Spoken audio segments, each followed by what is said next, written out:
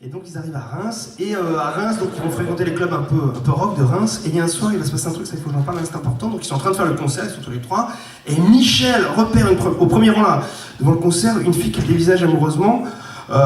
Bon, il devine qu'elle est bretonne parce qu'elle a 13 ans et qu'elle est saoule, et donc ils font le spectacle, et il joue, à la fin, il vient lui parler, en Bretagne je veux dire, et donc il vient lui parler, ils se plaisent beaucoup, ils vont sortir ensemble, ils vont beaucoup se plaire, et Michel fait le grand saut et décide de la suivre en Bretagne, là-bas, bon, ils se marient, ils ont le droit, parce que je rappelle qu'en Bretagne, la majorité sexuelle est à 6 ans, donc ils vont vivre une très très belle histoire d'amour ensemble, et Michel, évidemment, va lui écrire une magnifique chanson, on va faire cette chanson, et on va essayer de la faire à la bretonne ce soir avec Alain, on a voulu faire un effort, déjà Alain a acheté un instrument qui est typiquement, il a acheté ou l'a construit lui-même, je sais pas trop, en tout cas, un instrument qui est typiquement breton, c'est le plougophone, et donc, ça déjà c'est important, et puis ensuite on va faire un truc, vous savez en Bretagne, vous l'avez remarqué, je ne vous apprends rien, quand un chanteur chante quelque chose, eh bien tout le monde répète les paroles du couplet juste après lui. C'est un phénomène un phénomène breton, bon bref. Et si le chanteur dit par exemple un truc donc typiquement breton, mais je sais pas, j'entends la fouine qui agonise au fond des loges, j'entends la fouine en train d'agoniser, eh bien tout le monde répète.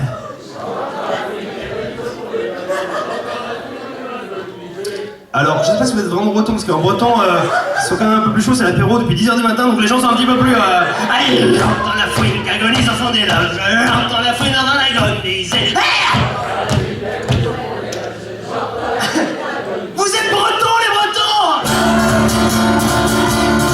Et à la pointe de Kermarec, j'allais danser dans le vent. À la pointe de Kermarec, j'allais danser dans le vent. Et j'y ai retrouvé la fille du cordonnier de Guingamp. J'y ai retrouvé la fille du cordonnier de Guingamp. Je lui ai dit, Gwenaëlle, laisse-moi te marier. Je lui ai dit, Gwenaëlle, laisse-moi te marier. Elle m'a dit, mon père décide, allons donc demander. Elle m'a dit, mon père décide, allons donc demander. Il m'a servi un chouchen au bon miel de Landerneau, puis m'a dit, faut pas qu'on traîne, allons brûler le McDo.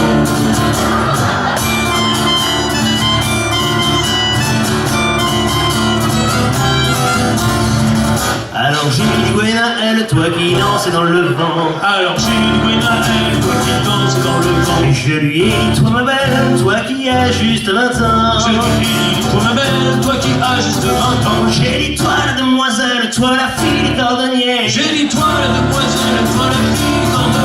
Elle m'a dit, vas-y accouche, on n'a pas toute la journée. Elle m'a dit, vas-y accouche, on n'a pas toute la journée. Il dit, je t'emmène au Guilvinec ou bien manger à Kirek dans un bar à Tréguignec.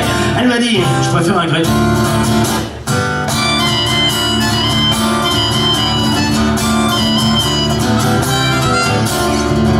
Après ce repas frugal, il fallait bien digérer. Après ce repas frugal, il fallait bien digérer. Il pleut un peu mais pas trop, si on allait se baigner. Il pleut un peu mais pas trop, si on allait se baigner. Aujourd'hui l'eau est à 15, on va bien se régaler. Aujourd'hui l'eau est à 15, on va bien se régaler. À Merdec et du mazout, alors allons chez bébé. À Merdec et du mazout, alors allons chez bébé. Elle m'a fait des crêpes au beurre et des bons sablés. Au beurre et du Queen Yaman au beurre. En fait, Michel va sortir de chez la grand-mère entre les bras de deux pompiers. Voilà, il a vraiment du mal à se faire coutume de la Bretagne. Alors quand je dis qu'il a du mal, c'est vrai, oui, sauf en ce qui concerne l'alcoolisme. Là, il va s'habituer à la vitesse grand V.